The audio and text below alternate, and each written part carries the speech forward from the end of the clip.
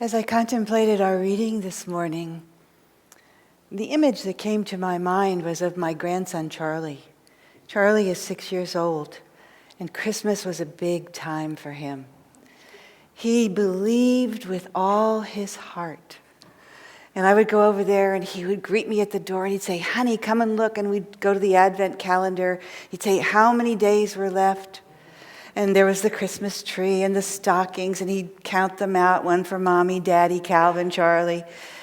And he had a special apron so that he could do the Christmas baking with his mother.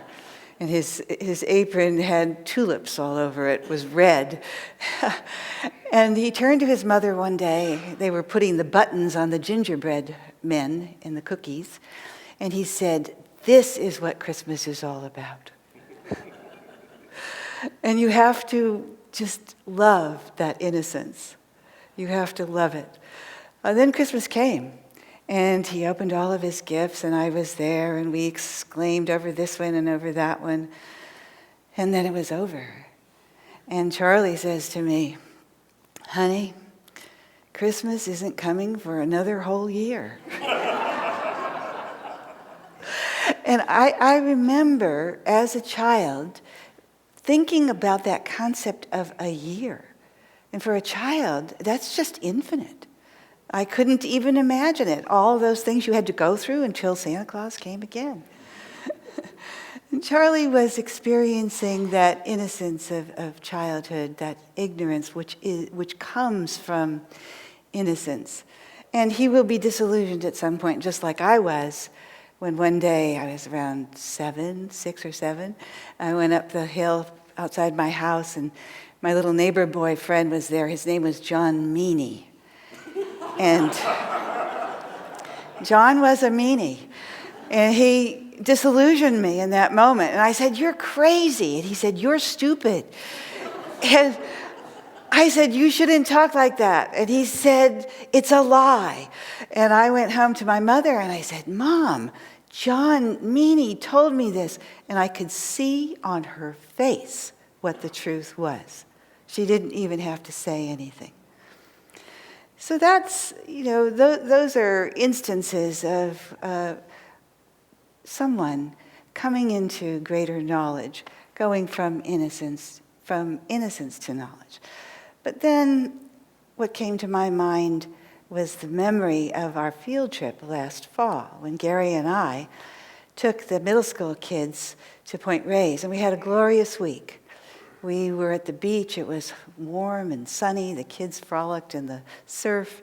We went hiking up in the mountains. Everything was perfect.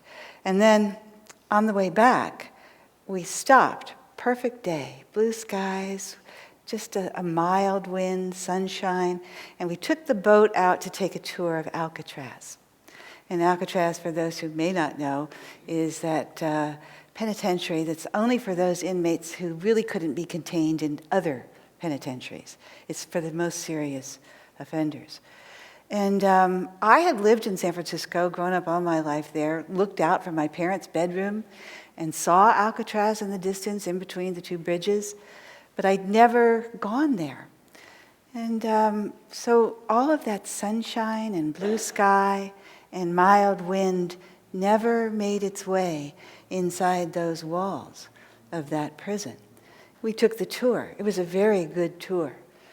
And I was impressed by the feeling, the reality, and the vibration of heaviness and darkness and dampness. Everything that is the antithesis of our desires as espoused in this reading today. Yet, there was one story on our tour of an inmate. There were many stories, actually, of inmates who tried to grapple with their reality. And God knows, some may have been there mistakenly. Who knows what the karma was? But certainly some because of deeds that they had performed out of great ignorance, where they aspired for happiness, but did it from ego and not from egolessness. And so there's this one prisoner, and he acts out, and he gets put into solitary. And solitary was a nightmare. Solitary was darkness for 23 hours of the day. And he told his story. He wrote it down, and he said, I would lie there and I would close my eyes in the darkness, and I would concentrate at the point between the eyebrows. And he said, and if I did that long enough, sometimes I could see a little speck of light. And once in a while, if I really concentrated, that light would expand. And he said, that was lovely. He had no context for it. He didn't know, only that that was lovely. And we here, listening to that story, have our own ideas about what was really happening. The light shone in the darkness, and the darkness knew it not, right? So the ignorance out of egocentricity is really serious. And not all of us are without ego. We don't end up at Alcatraz. But we do wend our way through life, falling into little potholes of ego here and there. And of course, the goal is to increase our awareness of truth in God, so that we don't do that. Now, when I was thinking about what I wanted to share with you, my thoughts kept going back to that time in life when I found Ananda. And it was a time when I was in my own solitary cell of confinement. It was mental. I was in a box and I couldn't get out, and it seemed pretty dark. And I didn't know what to do. I felt powerless and I felt alone. And I called out to God. And I said, help me. I don't really like the way my life is going, but I don't know where to turn. I actually gave God an ultimatum. I said, you've got 6 months. He took 8. But in the course of that time, circumstances came about that steered me in the direction of Ananda, whose existence I knew nothing about until that time. When I went to Ananda, I had 2 small children. Well, they were 4 and 6. And I had very little money. Ananda wasn't a place of wealth. It wasn't at the very beginning of Ananda. It was about 10, 12 years in, maybe a little more. But there wasn't a whole lot of infrastructure. There were no roads. It was all mud and dirt. And housing was at a minimum. And so I had to live off of the land for the first year, even though I worked and prayed and had friends at the community. This is Ananda in Nevada City on Tyler Foote Road. This Ananda didn't exist.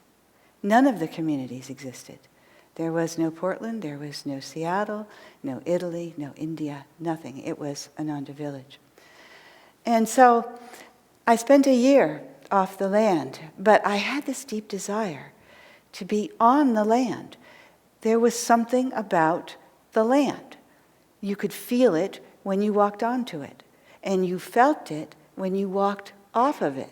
As a matter of fact, our custom was that when we were in a car, I might have the 2 kids in the back seat, we were in the car and we're heading out, we would stop right at the entrance to Ananda and say a little prayer.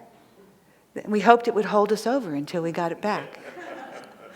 So I had an opportunity to move onto the land, but the opportunity was to move into this converted chicken house and goat shed.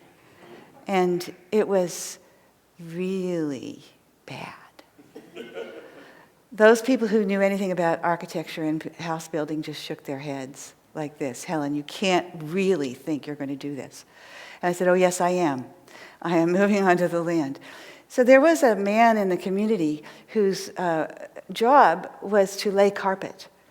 Now this place, it was so bad that we had to put wood over the holes in the floors. And there was no foundation. It was just, there was a shower and a bath, but the water just went right out onto the earth. So he came in and he said, I just had a job at MGM Hotel. I think it was Reno or was it Las Vegas? I don't know. But he said, they gave me the remnants. I had to replace the lobby. And I've got the old carpet. Do you want some of it? It'll fit in here. I said, sure. He says, it's free. It's free. I said, I can't refuse that. So what that meant was that when you stepped into my little abode, you stepped onto a carpet that was filled with medallions of the MGM lion. It was about this big, all over. And I thought to myself, well, that's not too bad on the spiritual path. One wants to be a lion.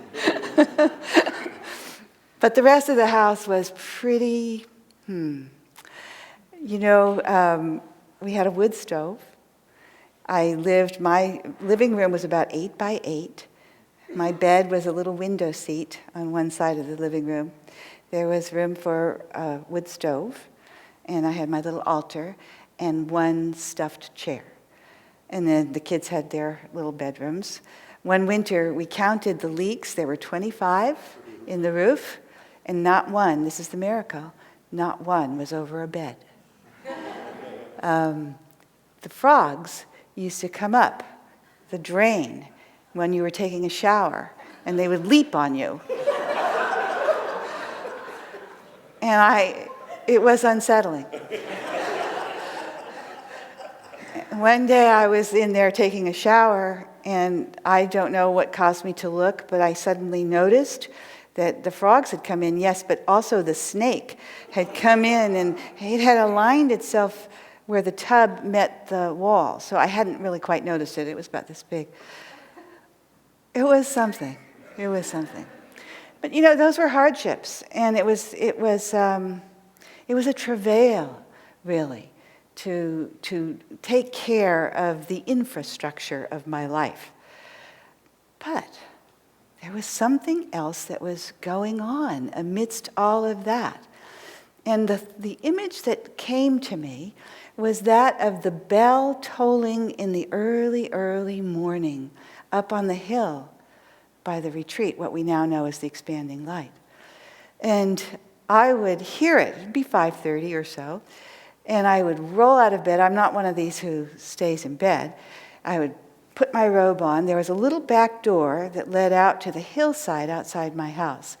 And I would stand there under the eaves and I would do my energization exercises and I would run back in. By that time, having stirred the fire before I left, it would be warm a little bit.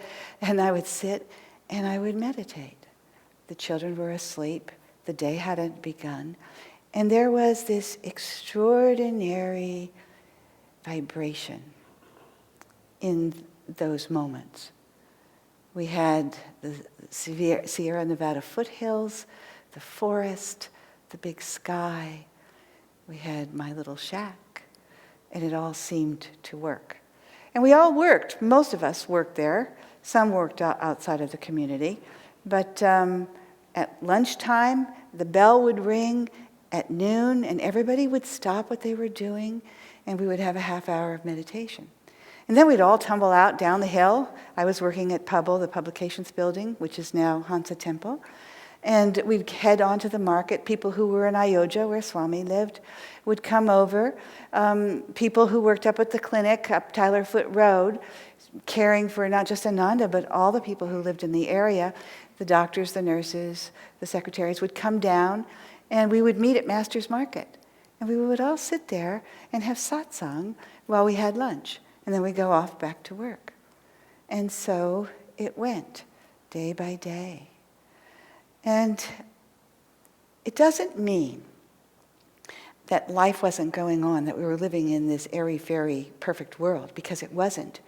There were relationship problems, there were financial problems, there were work problems, friendship problems, you name it. It was a human crucible, of course. But overlying all of that, there was joy that wafted through the air, captured in song, a lot of song. We sang everywhere, for any reason, the drop of a pin. And it was a different way of being.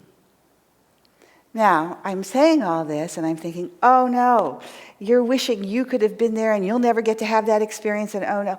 But the reality is that here, years later, at Ananda Palo Alto, the same reality holds true. And it is our best reality for piercing that darkness that keeps us from understanding that the light is here. It's all about us. We have only to know it. And that reality is in the reality of community. All of us gathered here this morning, meditating together. It was in the Christmas and the New Year's celebrations when we came together, that 8-hour meditation, the devotion, the alignment of like-minded souls, all pointed in the same direction towards God, has an authentic ability to change us. And it's not just our efforts that we put out. It's everybody's effort together. It's a big family. And when one falls, the others pull him up or her up. And when one stumbles, they get righted. And we're in it together. So that sense of spiritual community that we have here is something that we must really venerate. There's nothing quite like it. Sometimes I go home, I work at the school, it's been a rough day. We have our rough days. I have a parent, the parent's unhappy, that's the worst. Or the child is unhappy, or whatever. And we work through it. But I go home, and where do I go? When I can get home early enough. I go to the community room for dinner. And all of us come together who have dinner from different points of origin. Many of us here in Palo Alto are working out in the world. And this world is so different from the world of Ananda Village in the 1980s. It's so different. Instead of the Sierra Nevada foothills and the quiet of the morning when we're meditating, well, we have the train. And we thank God for earplugs and earphones, don't we? And instead of walking to work through the fields and over the hills and through the draw, which doesn't exist anymore, but we have El Camino Real. And the traffic and the commute. You should see my parents when they show up and they're trying to get to school on time, but there's been an accident on 280 or 101. I mean, it's just harrowing, and you know this. And we have Stanford Shopping Mall just down the way. We can, at an arm's reach, get a pizza or a Starbucks coffee. None of that was there. But what is here is that energy and that intensity, that determination to move through the darkness to the light. And Swamiji said, when the thought form of a community in Palo Alto first came up, Swamiji said, that's where the energy is. It's not in San Francisco. It's in Palo Alto. It's in Silicon Valley. The creativity, the ability to see, to have foresight. So, aren't we lucky? And shouldn't we hold that tight to us, knowing that whatever ignorance, whatever inclination we have to miss the point, ultimately, if we hold the realities of community, of spirit, of meditation, of joy close to our hearts, we'll always make our way through. Now, where are we going? Well, last summer on pilgrimage to Italy, one of our first stops in Rome, as I recall, was to the church of Santa Maria de Vittoria. And we went there because there was this beautiful bronze sculpture by Bernini of St. Teresa of Avila. St. Teresa of Avila was a great Christian mystic. And what was wonderful about her was that she wrote down, so that we have it, her thoughts on her own experiences. Well, the sculpture is about St. Teresa in ecstasy.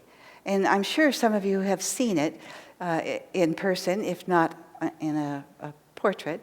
But there's the angel, and the angel is standing ready to loose the arrow of ecstasy at St. Teresa. And St. Teresa is like this, reclining in a half-sitting position, receptive to receive whatever the Lord wants to give her. And she writes about this. She says, the tip of the arrow was fire. And she said, when it pierced my entrails, I felt such ecstatic joy. And you see it on her face. Now, there's a word that they have come up with to describe this. It's called transverberation. But all that it means is that God enters in. God comes. The light comes, and we become one. And St. Teresa is the emblem, and all the other mystics and saints out there who have had that experience of light. And when you have it, from all I've read, all you want to do is to share it. We are the beneficiaries of all who have gone before. But we have a special thing about us. We have hitched our wagons to a certain star. And that star is Master and Swami Kriyananda. And so we cannot fail. We cannot fail. The only question is, how long is it going to take? That's the only question. And so let us together, in spiritual community, line up all our wagons and go in the same direction. And when somebody lags, give them a boost. And when we lag, thank God for each other.